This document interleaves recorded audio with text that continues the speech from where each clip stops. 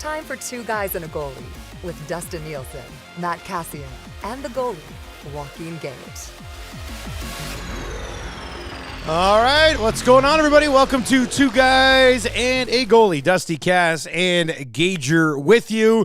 And the nasty chat is already going. Of course, you can text us anytime as well. 780-218-9999. We've got lots of NHL news popping up as we work our way into the show. I've got a little Indiana Jones trivia for later on in the show today. Gager watched the new Indiana Jones for the first time, drinking a 6 o'clocker lager with his son. Cass, you've seen Dial of Destiny, haven't you? I haven't watched it yet. What? You haven't seen Dial of Destiny yet? Gager, No, would you? I haven't watched it Okay, yet. now I will say that's okay because none of the questions are related to Dial of Destiny, so that's all right. I figured that was good. But Cash, you gotta watch it. I think they do a pretty good job. Robin Gager, you said this morning on our show, like I thought they did a pretty decent job. In fact, I have it number 3 on my Indiana Jones rankings. I have it behind. I'm a Last Crusade guy, followed by Raiders, followed by Dial of Destiny, then Temple of Doom, and then whatever the hell the fourth one was. So, I'm surprised you haven't seen it yet, Cass. I think you'll like it. Yeah, I just haven't. I feel like there's been a lot to watch. I'm still trying to wrap my head around Loki and how disappointing that was. Oh, my God. We'll get there. You know what? We'll get there. Without spoiling the Dial of Destiny, Gager, I have a feeling Cass might not like the final 20 minutes of the Indiana Jones movie. What do you think? Yeah, probably not. No. He needs everything wrapped up in a nice, tidy little bow, and No. Okay. His vision of things, how they happen and stuff. It's always tough. Vision of things. I like good stories give him a hug that when I make see sense. Good stories that make sense, that are entertaining, that don't completely change a character and their motivations. Like, make it believable for me, please.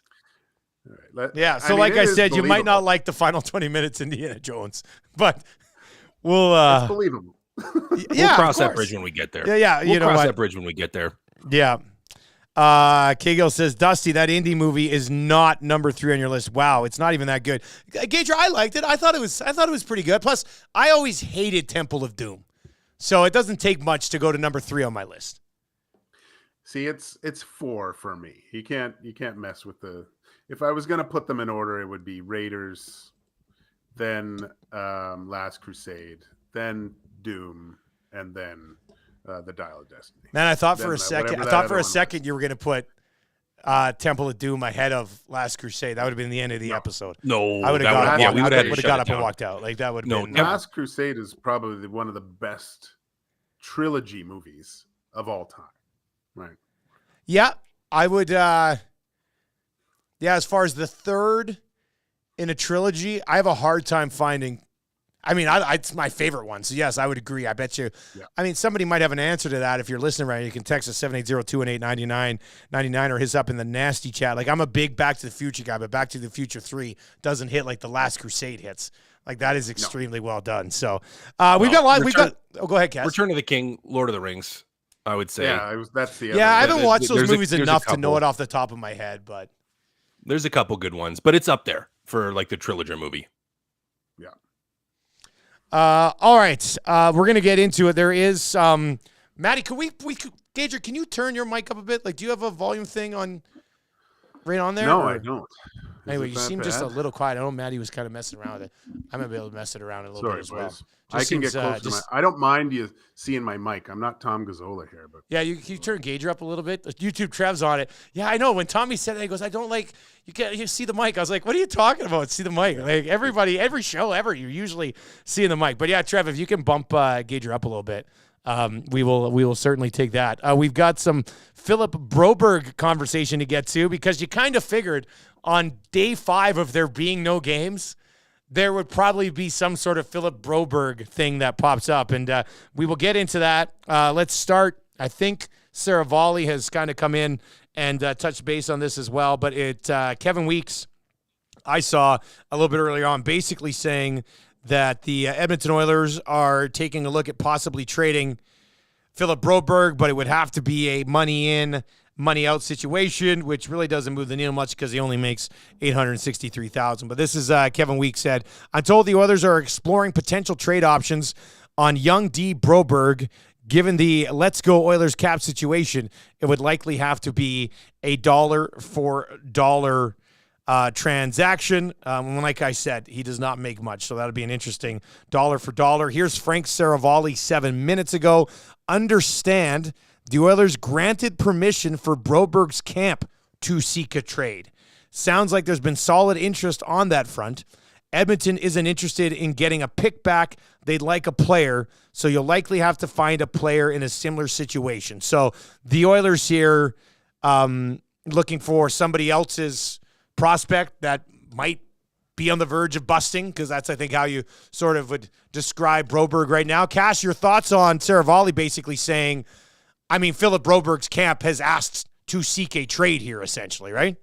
Well, we all knew heading into the season he had high expectations of being given an opportunity, expected to be a full-time NHLer, and was going to be pouty pants if he didn't get said opportunity.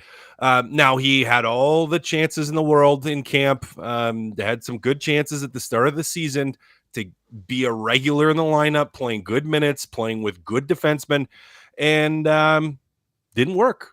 It didn't work. So I'm not overly surprised, because he's spent time in the minors, hasn't played a whole bunch, hasn't been getting a ton of minutes. So it's not shocking to me that his camp wants to seek a trade. The difficult thing is going to be finding someone that is in a similar situation to him.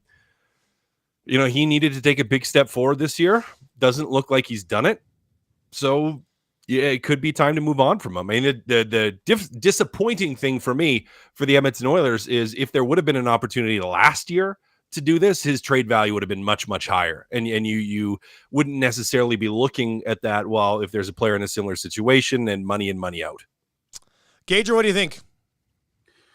Yeah, Cass, you nailed it. I'm echoing the same kind of things. We were all waiting for Broberg to show us something resembling anything, and he just didn't bring it, man. Like, talk about coming into a situation where he could have grabbed the ball and ran with it, right? We just wanted to see that AHL Broberg that we've seen, carrying the puck, confident through the neutral zone, being a little bit more physical. Like, you only get so many chances, and yeah, now, like, hindsight's always 20/20, but it would have been way more beneficial for his trade value to do something with him last year than seeing what he was basically not able to do in this first part of the year, and basically not accomplish anything. I don't know what you're going to get for Philip Broberg at this point, but yeah, I think it's time for the Edmonton Oilers to move on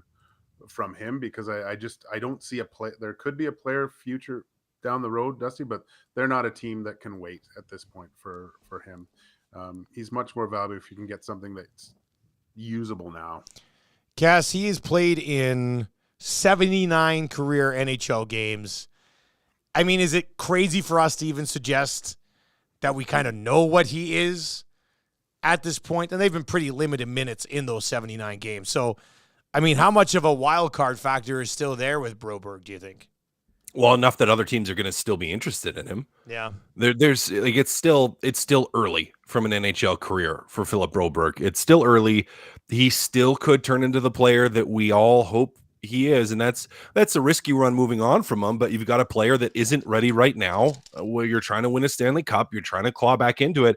You're not at the beginning of a rebuild here, or mid rebuild, where you have another 160 games to give him before you can make that final decision or not. So there still could be more. We've seen what he could do at a junior level in terms of offensive ability, and what we hoped the projected outlook would be for him. But if you look at similar guys in his draft class, they've already materialized.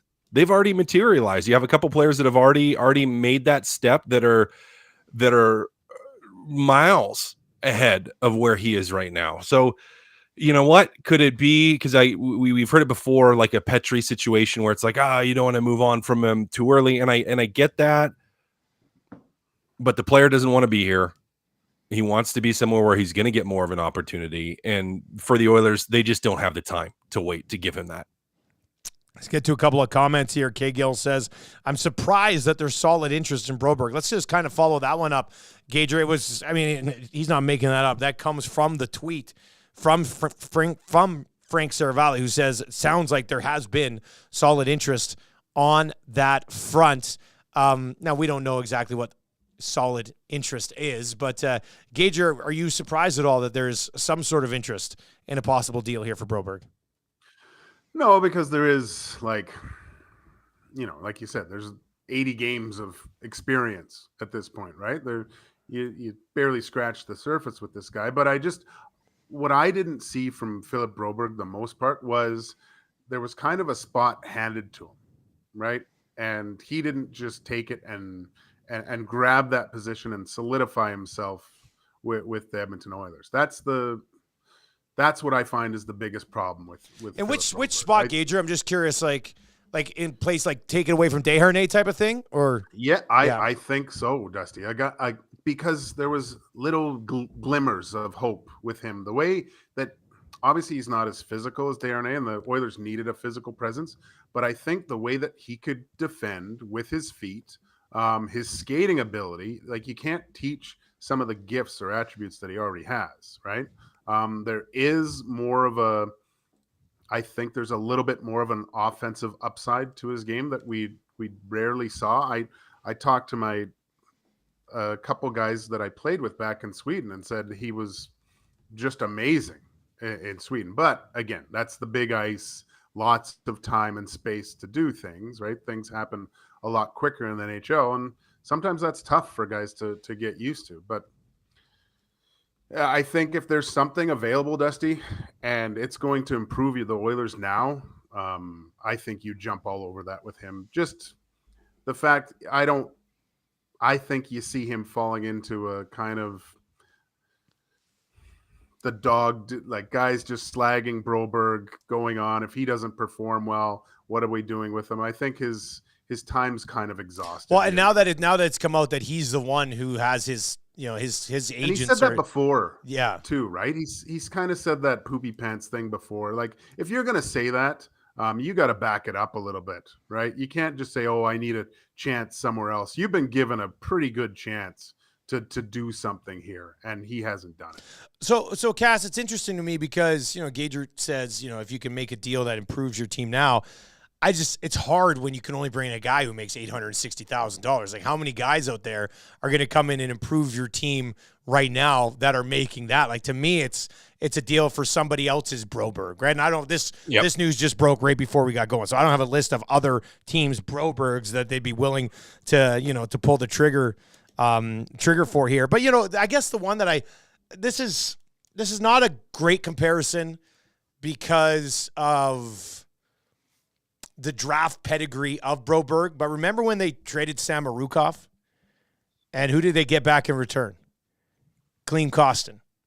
I'm pretty sure. Somebody can correct me if that wasn't the deal, but I think that was the deal. That was it. And, that was one where you moved out a guy, brought in a guy that was kind of like Sam Arukov, had a little bit more experience, but you're just like, it just hasn't clicked there. And Kostin ended up working out relatively well. So maybe there's something along those lines that you can find somewhere to help your bottom six. But then, Cash, you're trading away a guy that you drafted in the top 10 for that. Sam Arukov was nowhere even close to being that level of draft pedigree. And that has to be for an organization like a shitty pill to swallow, doesn't it? Like, yep. Oh, yeah. No, absolutely it is. In a perfect world, you're able to trade him to Toronto, who has some D issues and some injuries, and you're getting Noah Gregor. But they're not going to trade him. He's not quite the same situation. You have a guy in a not expensive contract that's been a really valuable to them, that's in that dollar range, but that's not going to happen. You're not going to, no matter how bad Toronto needs D and they've been banged up, you're not going to get anything out of there. But you're right, Dusty. I think even that you have to consider trading him, it stings. Yeah. And the potential, I think it was Zegras you could have taken. Zegras went way behind. I have the draft sitting right here. It's always, you can look back and taking this guy, Kachuk and Poyar, be like, but Zegras went with the very next pick. Podkolzin went after him. Matthew Boldy, who's a nice player in Minnesota, he went 12th. And then Cole Caulfield, who a lot of people I remember that draft and people are like, oh my God, Cole Caulfield's still sitting there, and this dude can absolute snipe, and the others could have a real legit goal scorer on the wing, and then Caulfield ended up slipping. A bunch of other teams passed on Cole Caulfield as well. He goes to Montreal at 15, and he's got 60 goals. He's got the second most goals by anybody in the draft class, behind only Jack Hughes, who's obviously an absolute stud. So there's always ways to kind of look back on it. But part of me did feel at the time that the others kind of thought they were smarter than everybody else and thought Broberg was going to be like the next Swedish sensation, and following Ken Holland's history of drafting the pedigree overseas with some of these guys. And I mean, at this point, it's significantly backfired on him. So, yep. Which stings. Yeah, of course it's going to sting. RCN texts in at 780-218-9999. And yes, you can hit us up, 780-218-9999. We'll get to the possibility of packaging Broberg to move out, some sort of salary that might be causing some issues. So we'll get into that. But RCN says, Kulak hasn't been good enough this season to justify blocking Broberg. What are your guys' thoughts on not playing Broberg more? And I guess, with RCN's take, if he hasn't been good enough to justify blocking Broberg, then you would think that Broberg could be playing ahead of Kulak. Do you guys have any time for that take here today? No, not even close. That's ridiculous. How can you talk about that way about Kulak? It's not only what Kulak does, but what he's capable of doing when it counts most. I think he's one of those guys that really comes to play come playoff time. Like, arguably he goes from a 5-6 to a 3-4 in playoffs. He's physical, great skating ability. I don't see the problem with having Kulak right now. He does everything right at the moment. When is the last time we've talked about, Kulak's got to pick up his game? He's been a very steady player for the Oilers these last few games, I've found anyway. Not even close to what Broberg has done. You see, Broberg loses battles. He makes poor decisions with the puck at the lines. Kulak doesn't. Not a chance. Not a chance. You couldn't play Broberg ahead of Kulak because he wasn't as good as Kulak. That's the problem. Cass, wrong place, wrong time for Broberg, do you think? Like, the others are in this win now mode where they can't really, Bouchard has these offensive instincts that, you find a way to make that work. You don't really have room to develop another young defenseman in your core on the blue line when you're in this win now window. It's like he arrived 3 years too late. And somebody else made an interesting point, and I'll bring this up with you guys. Guys, I don't think we expected to lose Klefbom and Larson the way that they did, and that probably affected his development a little bit, not having those two guys kind of kicking around to help him adjust to North America and things along those lines. Where do you come out on that, Cass? It's an interesting point. I don't know if it makes a difference, but it's an interesting point. Yeah, I don't know if it overly makes a difference. The entire blue line looks different if Klefbom doesn't have injury issues, right? Like Darnell Nurse wouldn't have had the minutes, probably wouldn't have had the points. He's probably on a $6 million deal instead, or $6.5 million deal instead. Like you wouldn't necessarily have had to make some of the trades you've made, but it's a moot point because Klefbom was hurt. Now, does having some guys around like that help? It very well could have. It very well could have. But the reality is, like you said, Dusty, 3 years earlier, he would have had way more opportunity. But he's not 3 years older. He didn't have those that time. Like you were in a win now mode, and the Kulak thing. Kulak's more consistent. You know what you're going to get. He's shown that he can play in the playoffs. He's shown that he can play in big moments. He's shown that if you need him to, he can play top pair minutes at times. And Broberg has not. And I know that there's people that are like, well, he's playing like 6 or 7 minutes a night. Well, it's like, well, he hasn't been great with those 6 or 7 minutes. There's been times he's done the whole spinning around trying to find somebody. There's times he's been the soft on the puck behind the net and it's turned over and it's in the back of your net. Now, he's not the only one that's guilty of that and has been guilty of that, especially when they were really, really struggling this year. But as a young defenseman, I mean, we talked about this heading in. What does Broberg have to do in preseason and at the start of the regular season to gain that trust? Is he can't make big mistakes, and he made big mistakes. So, yep, wrong time, absolutely. If he had more time with him, sure, he could have been developed at this point. But you're in a win now mode as an organization. You can't wait around. You can't wait around, and that's unfortunate because there still could be a really good player there. But for now, you can't wait and see, guys. You can't wait and see. It doesn't make sense for your organization to wait and see what Broberg is. FTO in the nasty chat says, not sure if it's in the development. They took a long shot pick on a guy that they shouldn't have that year, and it completely makes sense that Broberg didn't pan out. So we will see. We will see where it comes out. Gord says in the inbox, turn up Gager. And we've got you Max here, Gager. You're still quiet. I feel like something's wrong with your mic. Like, I don't know what's going on. Sorry, boys. I don't know what's going on today, but you sounded good on our show this morning. I don't know why. Are you coming through your computer mic? Is that maybe it? Tap the snowball right now. Oh no. Yeah, you're coming through there.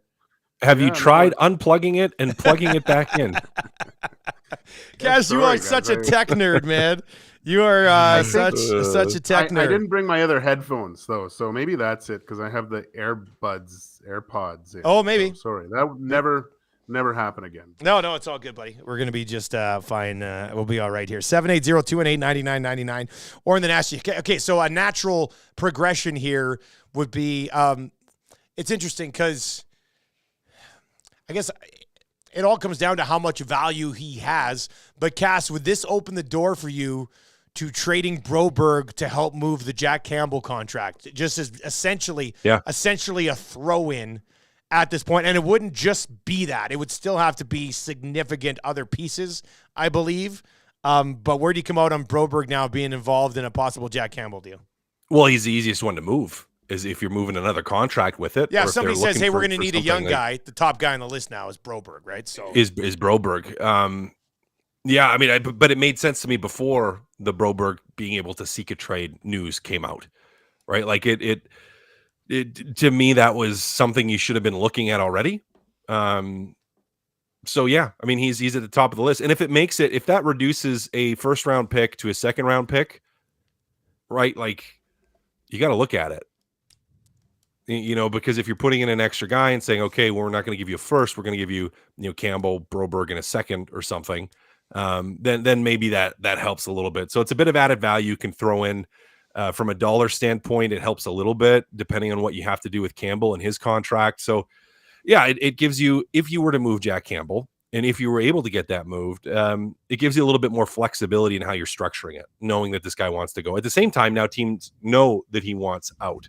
So it's almost like that value decreases a little bit from a week ago. Well, or 2 weeks that's ago. The thing. It doesn't help really either, right? So it doesn't really help either. So I mean, it helps. Teams know he's available and wants out, but at the same time, it doesn't help because now teams know that he's available and he wants out. So kind of a double-edged sword on that one. Gager, somebody suggested, where is it? Greg says, man, one injury and he would be playing full time. I think he still needs to be patient for this year. And he's not wrong. I mean, if somebody goes down on the left side, Broberg will be playing regular minutes unless they're to bring Gleason up, which would be a real kick right in the balls. But they would give Broberg those minutes, Gager. Do you view this in any way, a young guy and his agent maybe being overconfident in the player that he is and is making a mistake here by not showing a little bit more patience? Well, the agent's doing his job, first of all, right? Like he's going to stick up for his client, but it's very difficult for, he hasn't played a lot, but I fall back on what he has been able to accomplish. It seems like he's waiting for something. Like he's so hesitant when he plays, right? He's playing not to make mistakes, and maybe that was just when he did make a mistake, he was stapled to the bench. And yeah, I understand those feelings, but he has to be confident in his abilities and just take a chance. Like just go out there and play the way that how he became a first round pick in the first place. Right. So yeah, he's close to playing at but how many more chances? How many more kicks of the can do you get here, Dusty? Like, yeah, he's an injury away from playing a lot, or he becomes the Oilers start playing with 5D and they sprinkle him in once in a while, hoping to give some other guys some rest, or they get into penalty trouble. But yeah, I just, with the added now with the agent looking, we want to trade, we want to go somewhere else. I think you really kind of, it broadens the horizon of packaging with a Campbell trade, possibly with Broberg, and getting something serviceable in return. Cass, sticking with Jack Campbell here, because this conversation came up late in our show yesterday, continued into the oil stream. Would you, at this stage, what would you rather do? Package significant assets with him to move out that contract, or give him another look behind an Oilers team that appears to be playing a little bit more sound defensively? And then if you still want to move on from him at the end of the year, you basically buy him out at that point. What do you think is a wiser decision? Giving him another shot and not spending the assets. And if you need to, trying to spend that somewhere else, if you're trying to bring in a depth forward, or if you're trying to bring in that D-man. So to me, I mean, I know, I know some people may not like that idea, and they may think that that's a waste of time. I don't think you have anything to lose by bringing him in with the team playing better as a backup and giving him a little bit of a look and trying to see what's there. Like, I think jumping right to the trade, it's just so expensive. It is just so expensive to move out that contract. And if you can use that somewhere else, allocate it to a different trade or a different look, then I'd rather do that. So I'm a fan of bringing him back and giving him another opportunity. Somebody, JCD in the Nasty Chat, says, has he played any games under Paul Coffey? I don't know. He might be talking about Broberg there. We're talking about Campbell right now. He could be talking about Campbell because Campbell hasn't. He's been gone, since before the coaching change. Gager, what would you think of another look? Like, what would your expectations be for Jack Campbell behind it? Because Cass made an interesting point, and we had people bitch about this today when we brought it up, that if you bring him up and you throw him a couple games and you lose him, I mean, you're just not in a spot to lose games at this point, right? It's the reason why Skinner's basically going to start every single game, even though you got, a healthy Pickard kicking around, Gager. So how would you approach Jack Campbell over the next month? Oh, I have to wait until he's playing like an NHL goalie in the minors, Dusty. You've dug yourself too big a hole to take a chance on Campbell coming up here and allowing some of the goals that we're seeing in the American Hockey League. He has to lift his game back to when he was an all-star. You can't do that at all. And like I said this morning, I think it's good that at least he's playing some games, like he's getting in and not just sitting on the bench and practicing and not getting any NHL action. I like the fact that he is.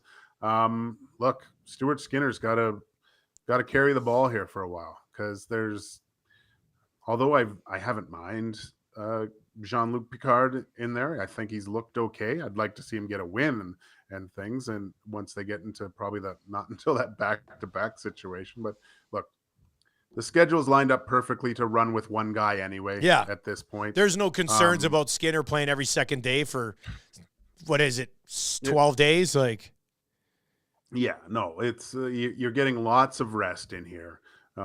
It's the early part of the season. It hasn't been too taxing so far. Having both your goalies playing all the time, I don't think it hurts the Oilers at all. All right, let's quickly, I just want to point this out. Sobeys Liquor has tweeted that we are back in stock at the Sobeys Liquor Newcastle location, 16831, 127th Street Northwest. They have more arriving on Friday as well, but this will go fast. Thank you to all of your support and patience. And they have a picture of 10 flats of the 6 o'clocker lager sitting there waiting for you in Newcastle. Now, this is interesting because at Newcastle, they did have a waiting list. They were taking people's names and putting it on a waiting list. So I'm afraid that by the time I finish today, if I was to drive up to 168th Ave on 127th Street, these might already be gone. But just a heads up, if you're up in the area, or if you haven't got your hands on this yet, or you wanted to get more, 8 minutes ago, there was a tweet from Sobeys saying they had 10 flats at the Newcastle location. But it will move quickly, so you're going to want to hop on that right away. Because, Gage, it was you in a text. We talked about a little bit yesterday on our show. You in a text said this is the hottest beer going since Bud Light Lime. Definitely, Dusty. Like, I remember the back in the day, and that stuff was, you were driving all over the city looking for Bud Light Lime. And everyone, not only that, everyone was talking about it. Have you tried it yet?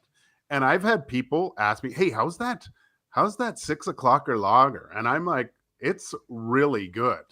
And the best thing, drinking it, watching Indiana Jones, Dusty, on Friday night, it was so nice to have a tall boy of it. Yeah. Too. Like, that was the other thing that I was like, God, there's a lot of this. There's a lot of this left. And I wanted to buy more the first time, and I really should have, but I kept it to a 4-pack each time just because I wanted other people to try it. It was so funny. Yeah, the Terwilliger location sold out really quick. Where do we come out on that beer etiquette, Cass? Because I'm thinking, like, if I can get up to Newcastle this afternoon and I want to buy a flat of our own beer, I feel like I should buy a flat. Etiquette. But last time I went in, there was 11 units, so there was 11 4-packs left over in the Weber Greens area or whatever. And my plan was to go in and buy a flat. I saw there's only 11 left, so I ended up only taking 2 because I wanted other people to try it too. But now I'm like, man, so now we don't have any in our house. I can't even drink our own beer right now. Like, I have none. So, like, I want to go buy a flat of this, but I also feel like a huge prick buying a flat of it. You know what I mean? Like, I don't know. I don't think there's etiquette. You know what? I think I was actually after Bud Light Lime. What it reminded me of is, you remember when I think there was a Canadian whiskey company. They're not a sponsor, so I'm not going to name them, but they won like Whiskey of the Year award. Okay. Out of nowhere. And it was just flying off the shelves everywhere. And I remember that because, like, oh, you probably should try this. And it was really hard to find. And it's kind of the same thing. Now I don't know if we're going to win Beer of the Year award. That would be amazing. Nice if we did. That'd be amazing. But yeah, I'm kind of like, there's no, it's everyone for themselves out there with this, because it's not like this is the toilet paper thing where there's like a toilet paper shortage, and it's like you see someone with a shopping cart with like hundreds and hundreds and hundreds of rolls of toilet paper in it, and you're just like, what the heck? Like, I poop too. Yeah. This is something that's maybe borderline necessity, but to me it's just like, no, if you there's more and you want more, buy it, like, if you need it. So I mean, if anything, if they sell out fast and there's lots of demand and more waiting lists, it just means we're going to be able to get some more soon and exactly. do this again. I mean, if we continue to sell it out, not even if we continue, I mean, I think there's a really good chance the 6 o'clocker lager becomes a permanent thing from Alley Cat for beer stores around the city. Like, the Spency 5 Cents, he's called it, it's the hottest beer in Edmonton. And it's definitely the hottest beer in Edmonton. Like, there's no other beer in Edmonton that is selling out right now. And Edmonton is a city of 1 million people, which absolutely just blows my mind that it's the hottest beer in Edmonton right now, which is super cool. Tube Sock says those 10 flats will be gone by the afternoon. Like, it'll be gone. So, yeah. Are we sitting in the for Beer Fest? Are we sitting in the Alley Cat booth with the 6 o'clocker lager booth? Yeah. Well, that's an interesting idea. Yeah, well, we're going to be talking with Alley Cat next week, because we might take this thing to another level. And as JCD said in the Nasty Chat here, he goes, the Ale of the North next fall is going to be amazing. And that's when you would launch an Ale of the North, like in the fall, I think, as well. After winter. The 6 o'clocker lager takes a good run and becomes permanent, then you're like, okay, what do we do next? And that's probably the place that we would go next for sure. But anyway, huge thanks for the support. There's 10 flats. Wait, now there's probably like 4 flats. But if you want to get there right now, I do like the idea of somebody having a video of me fist fighting somebody else for 6 o'clocker lagers. You know what I mean? Like, it's their beer. Like, they should be able to have it. So we'll see. I do know we've had a couple places reach out that want to get kegs on the second run, so that they can have it on tap at a few other locations. So that would be cool as well. And I mean, I think, we're a big city, but we're also a small enough city that 5 years from now, 6 o'clocker lager could just be on a lot of taps around the city. Like, that'd be awesome. Which would be pretty cool. That'd be awesome. Pretty cool. Can I float a 2025? Yeah. Fall run. Yeah. At you. I don't know exactly what type, but you could have like a Commissioner Stout. Ooh, a stout. Jeez. Like a bad Commissioner Stout or something along the lines. In honor of Maddie, not Gager, right? Obviously. So Both. Yeah. I mean, I would think after the Ale of the North, there's an IPA coming, right? Yeah. Like there has to be an IPA coming at some point. But anyway, no, it's fun. It's kind of fun to work on this stuff with Alley Cat and Sobeys, and it's been going extremely well. Once again, the Newcastle location has been restocked with 10 flats. I think you got to move quickly if you want to get over there and get your hands on those ones. And hopefully, by the, early in the new year, it's just a permanent thing. You can get 6 o'clock or loggers whenever you want, which would be good. Hey, they get back in action tomorrow. We got some other things around the league that we want to get to. The NHL draft is going to the Sphere. Arizona Coyotes looks like they're still working on an arena, so that's so cute. That's hilarious. But Oilers get Carolina coming out of this break. Cass, let's start with you. Good thing or bad thing to get the Hurricanes coming out of this break? I think a good thing because it's not a pushover. It's not a pushover win. Like it's going to force you to play, and we have seen them struggle against Carolina and against teams that play that locked down, aggressive, structured, hard in the forecheck style, and it's going to force them to be ready. Now, I'm hoping that they didn't lose all kinds of momentum through this break. I mean, I'm just like, man, it's been forever. It feels like it's been forever since they played. And so I'm hoping that heading into the game tomorrow, that there's just that sense of urgency that this is a really good team and we have to be ready to play this really good team. So I think it's a good thing that you're playing a good team because you're hopefully mentally, it's just getting you to a place where you are just, you are focused and you were intentive with what you're wanting to do. And it just, brings out the best in you versus like, let's say it was San Jose and you're just kind of like ho-humming your way into it. So I like that it's against a good team. I like that it's going to be a challenge and we'll see what we get. We'll see what we get. I'm, my hand's reaching for that bandwagon. I'm getting ready to jump back on it. I'm almost there. But this could be, if they have a great game against Carolina, a good team coming out of a long rusty break, that hand might find the grasp on the back of the wagon. I might start pulling myself up. Gage, two things then. One, are you already up back on that wagon and you can give Cass a hand and pull him up? And where do you come out on the game against Carolina being a good thing or a bad thing? Stiff test right off the top. No, they have to be in a wild card or a playoff spot for me to to get back.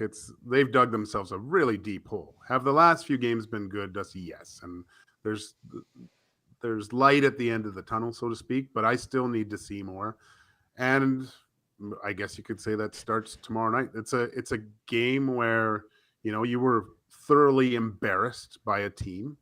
And I think that kind of helps because they knew this going into this big break. Coming out of it, they were going up against a really good hockey team that if they don't come prepared to play the full 60, there is the really good possibility of them getting embarrassed again. So I think a lot of focus. I think they're a more experienced team. I think if like in past years, being a young team coming out of a break like this, there might be a little bit of a letdown, but just with the fact that how the start of the season went, the need to get points, the focus, it didn't look like it was, everyone was going to Punta Cana for a few days for this break. Like there was some structured work done at practice and getting ready for this. So no, I think it actually lines up well. And we talked about it before, just with Stuart Skinner possibly playing a lot of these games, having 5 days off to really kind of rest and get ready for this. I think it helps. Cass, I do want to say, just so you know, I did not see any food in your mustache, or I would have told you. I see somebody being like in the nasty chat saying that you had. I didn't see it. Like you're quite a ways away from me on the computer over on the desk, and even in the YouTube chat, I didn't notice it over here. So just so you know, Gager. Oh, maybe Gager was hanging out to dry because you guys got this F1 rivalry going on right now. But just so you know, I did not see anything in your mustache. We got it taken care of. So thanks, Yeeps. Sorry, Cass. I thought it was fluff on my screen, and then it just kept moving with it. I thought it was fluff on my screen. We do have that Indiana Jones trivia coming up a little bit later on. Let's get to some other things around the National Hockey League. Cass, at this point with the NHL and the Coyotes like trying to continue to find a new space to build a new arena, like at this point, is it got like past that Family Guy moment when you're like, okay, like now I respect them. Like the joke is gone. Like this is a good thing. Or do you still look at it and go, these guys are going to do whatever they can to get a new barn and put 7,600 people into it? You know what I mean? Like, I mean, I'll believe it when they actually get a deal done. That's when I'll believe it, and it's going to be a joke until that actually happens. I still think the team should move to Houston. You have a building, you have a population, you have people that are familiar enough with hockey that they like it. You have teams that are in close proximity in Dallas that make for natural rivalries. So I mean, Bettman's just whatever his pipe dream with Arizona for however long wants to keep him there. But it's a joke, and it will continue to be a joke until they actually get a ring. And I mean, how many years, guys? Like, so you're zeroing in on a piece of land that you may be able to develop and turn into a rink. And it's like, okay, you haven't got the land yet. You haven't got the permits yet. You haven't built the building. It's a long ways away. Like you've done none of this. So like, are you going to play for 6 years? Like 5 years? Like how long is it going to take? Unless you're like a month out from getting the land and you can just start dropping stuff right away and start building right away, which puts you at like 3.5 years until you're able to be there. Like you're going to play in a college rink for another 4 years, another 5 years, another 6 years, if this takes a long time to put together. So it's just ridiculous to me at this point, as it is to probably a lot of people. And that's not because I don't like Arizona or I don't like Phoenix or I don't like Scottsdale or Glendale or anything. I love it there. It's a great place, but it's just ridiculous, guys. It's ridiculous. Gage, one thing I do want to see is the amount of kickbacks that Gary Bettman has got over the last 10 years to try to keep the Coyotes in Arizona. There's got to be an account somewhere offshore where there is money kicking around because he wants the Coyotes to work in Arizona for sure. Do you think it ever will, Gager? And is this worth it? Like, that's what it comes down to. Is it worth it? When Cass listed some other hockey markets that will work. Yeah, I don't know why they keep going in this route. Like I've seen the blueprints, Dusty and Austin like with the coincide with Austin Matthews' contract ending. Like he does have a little bungalow off the side of the new rink that they're building for him to come there. But no, I mean, like you said, they're going to build this big, huge monstrosity arena for 7,500 people to come watch the Coyotes play. It just doesn't make sense. And everything that Cass said does. Houston, they have the rink already. You have the built-in rivalry with Dallas. Like it just they have a history of hockey there. Not that Arizona doesn't now. No, but does Arizona have a rival?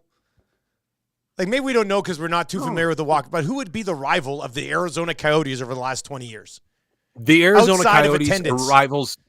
Yeah, I was going to say the Arizona Coyotes are rivals with the Arizona Coyotes organization. that's their biggest rival is people in the community who don't want them there anymore. You know what I mean? Like, I don't know. I just feel like the people of Tempe. That's their biggest rival. Yeah. Yeah. All right. What do you guys think of the NHL draft being confirmed that it'll be at the Sphere in Vegas? Gager, you start us on this one. And where was your draft again, Gager? Where was yours at? Old Forum, Old Montreal. Did you go? Were you there? So, yeah. I know you've told this before. Okay, so you were at the Forum, which is pretty awesome. Sphere in Vegas, a little bit of a different animal. It's got to be pretty cool for these kids. I think that's so sweet. I think that's awesome. Like that'll be a cool place. I hope they do a lot of work, like on the video that they have. Like for the whole screen and stuff there.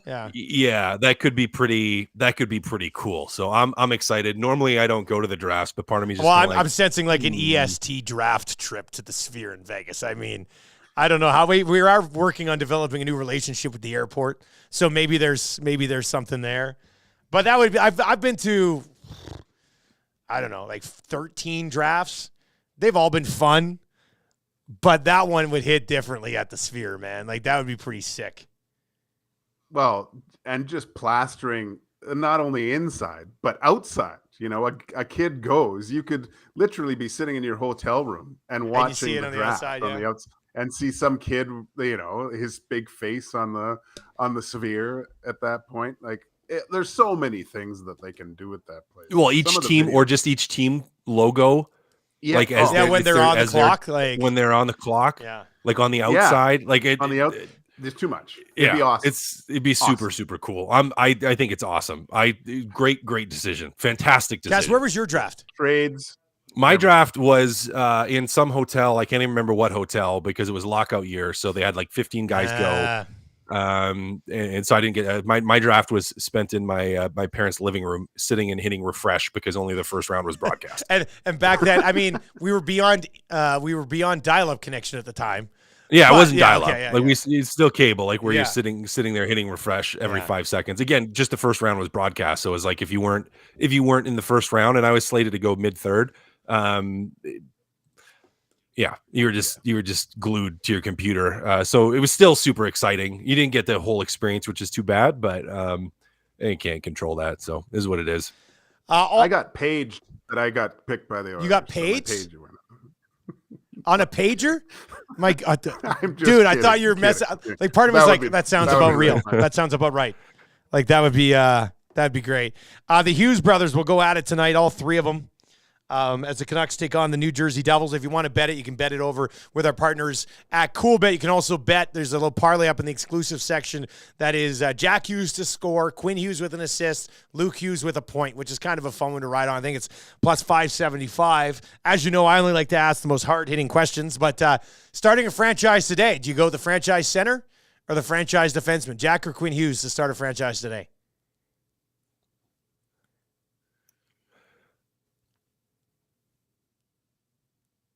He's on mute, so I'll give my answer. Okay, Gage is muted. I thought we were just doing like this drama here for a second. Yeah, I probably go Quinn Hughes. I probably go the defenseman. Oh man, they're both just franchise pieces, though, they're right? both Like, so good. To me, they're both so there's good. no wrong answer here.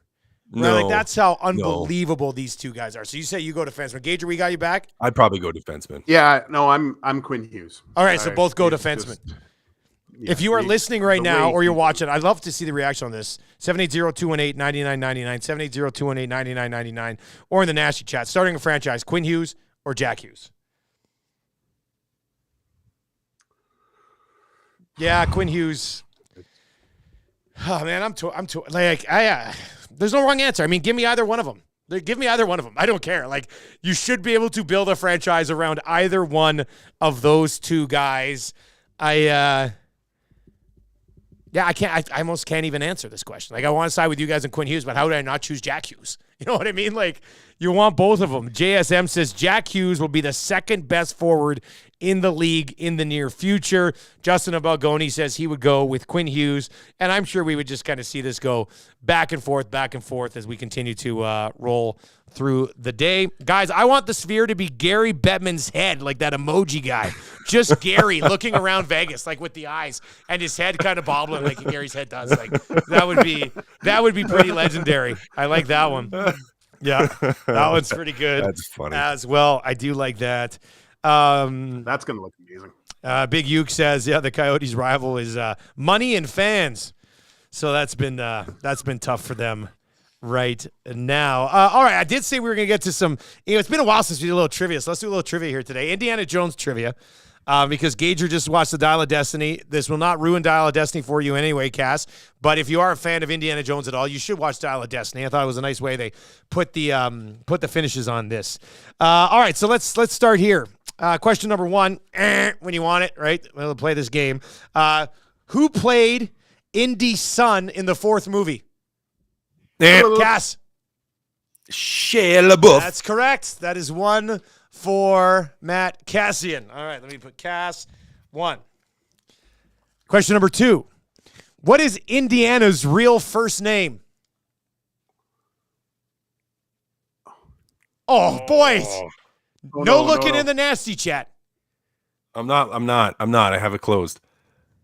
Oh, no, it's shoot. 5, 4, 3, 2. Oh, yeah.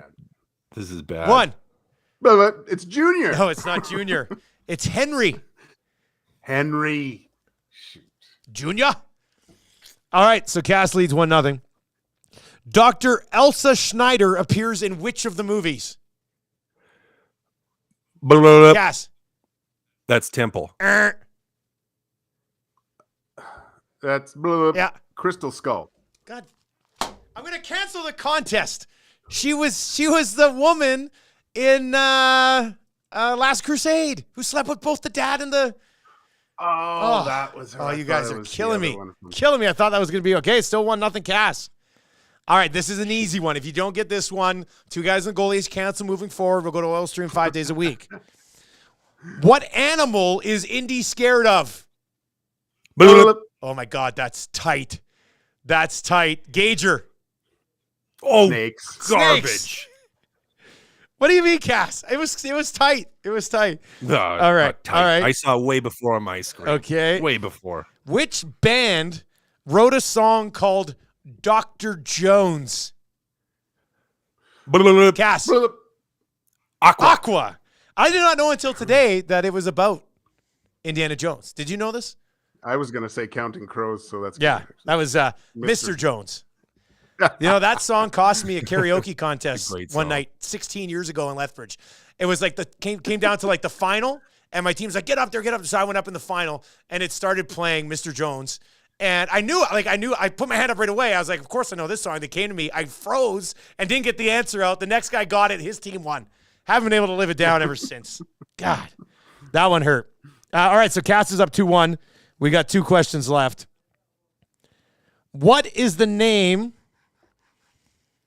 of Indy's child sidekick in Temple of Doom? Yeah, Gager. Short round. We are tied at 2. Final question.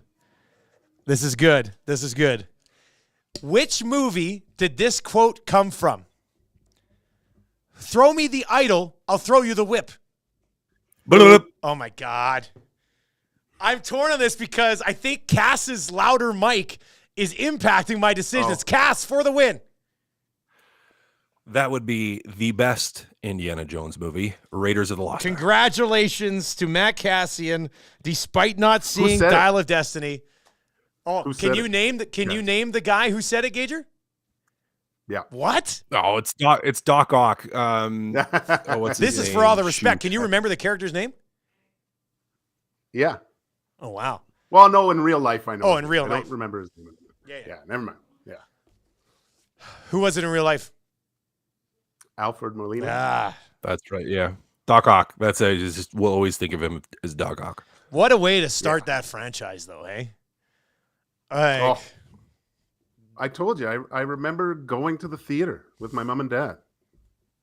Man, you must have been little then, Opening eh? weekend. How old? You must have been Oh, little. I was little, Yeah, you must yeah. have been real little. Yeah, I was little. God. Anyway, that's pretty good. All right, so Cass, congratulations. 3-2 Indiana Jones trivia. You do end up getting the job done on that one. Did you guys ever ride the Indiana Jones ride?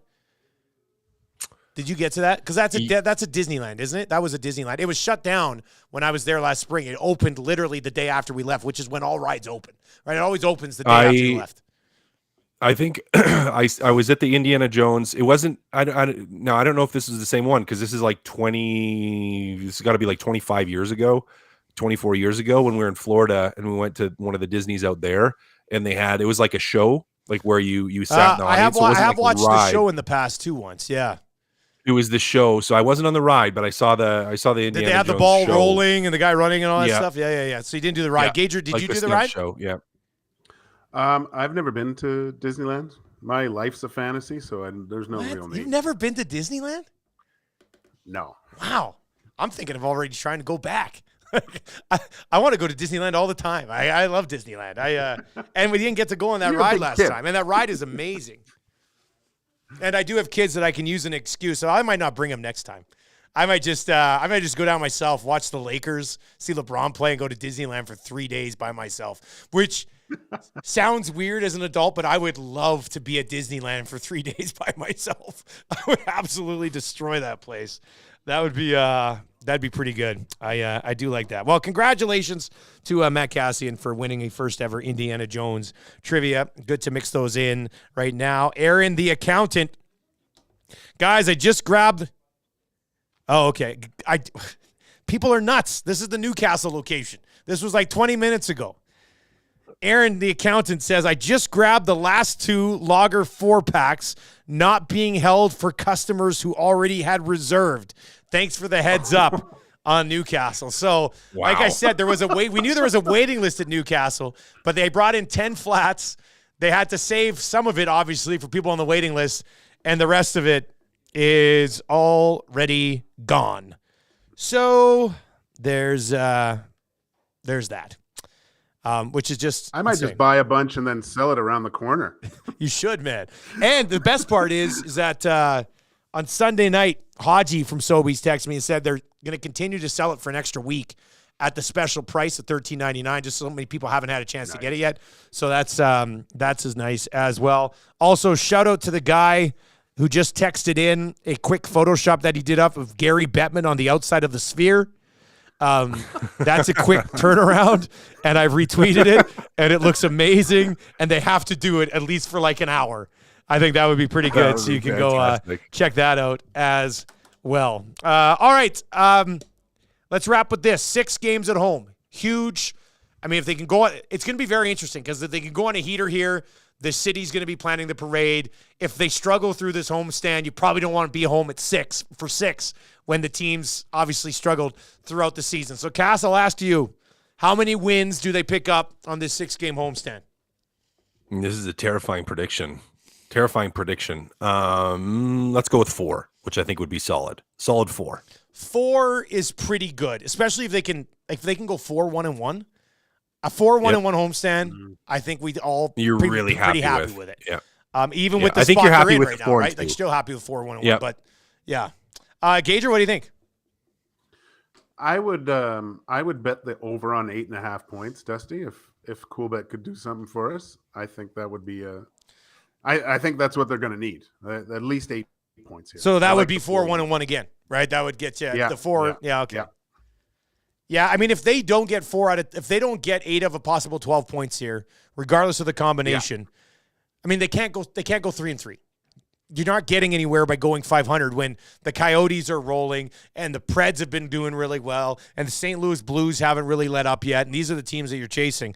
So, yeah, 3 wins does not cut it on this 6-game homestand. So, it'd be very interesting to see how it plays out. We'll obviously be recapping their game against the Carolina Hurricanes on Thursday with 2 guys and a goalie. Thank you very much for everybody listening live on TuneIn and EdmontonSportsTalk.com and everybody who was here with us today on the Nasty Chat on YouTube as well. And to everybody who went to Newcastle and bought all the 6 o'clocker lager that was put out there, and it's all spoken for and is gone now. So they're going to have more on Friday, so you can do it again on Friday. Get your name on the wait list at various Sobeys, and Alley Cat will hopefully deliver that second run of it before Christmas. Can you imagine?